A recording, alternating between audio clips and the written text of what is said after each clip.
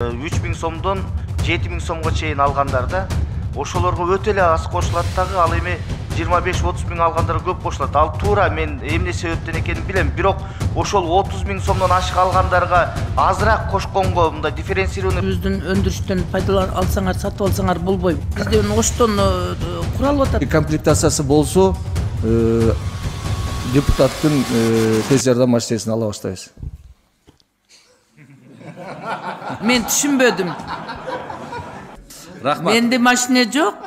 Жогорку кеңеш социалдык фонддун бюджеттерин карады. Эл өкүлдөрү пенсиянын көлөмү кескен айырмаланарын айтып, адилет пенсия берүү маселесин козгоп жатышат. Соцфонд болсо жаран канчалык камсыздандыруу төлөмүн көп төлөсө, кийин ошончолук пенсия көп алат деген принципте пенсия берет.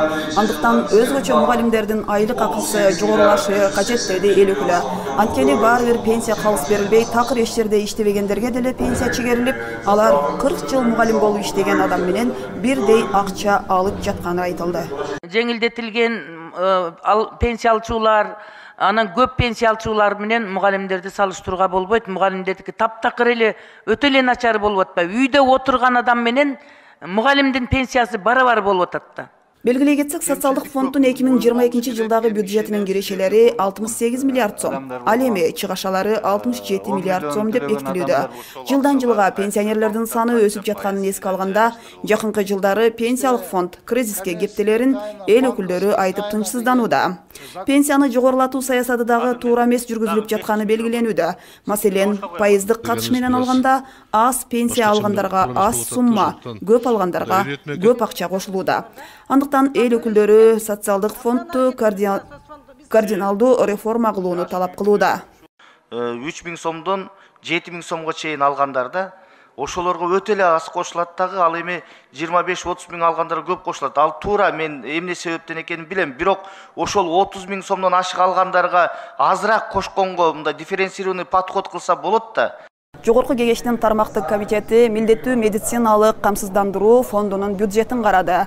Талкууда акыркы учурда кыргыз медицинасындагы орун алып жаткан окуялар боюнча эл өкүлдөрү саламаттык сактоо министри Алымкадыр Бейшеналиевден түшүндүрмө алышты. Ошондой эле эл өкүлдөрү жер-жерлердеги калк саламаттыгына байланыштуу проблемаларды көтөрүп, реформа боюнча сунуш пикирлерин беришти. Ден соолук фондунун быйылкы бюджети 20 миллиард сом болуп бекитилүүдө. Саламаттык сактоо министри Алымкадыр Бейшеналиев билдиргендей, быйыл аларга жылдагыдан көп каражат бөлүнүүдө.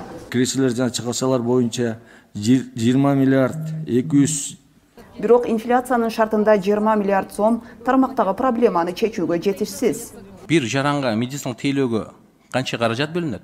25-30 доллар болуп калып атат да азыр.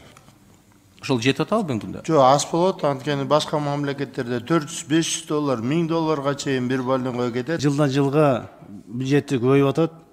Бирок биз күткөн эффект болбой атат. Мына гемодиализ боюнча азыр биз 1,5 миң кишиге чыкты. Медицинага бөлүнгөн 20 миллиард сомдун дээрлик 1,5 миллиарды бир эле гемодиализге кетери маалым.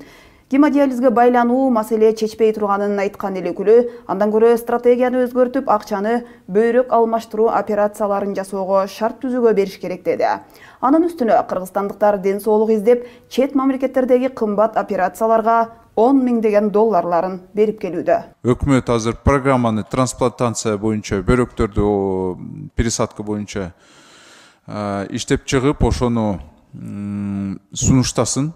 500 миллион сомду жылына ошону көрсөтүп берсин. 300 кишиге биз операцияны хотя бы бир жылына кылсак, 200 миллион сом биз эконом кылабыз гемодиализден. Пересадка почка биз азыр кыла баштадык.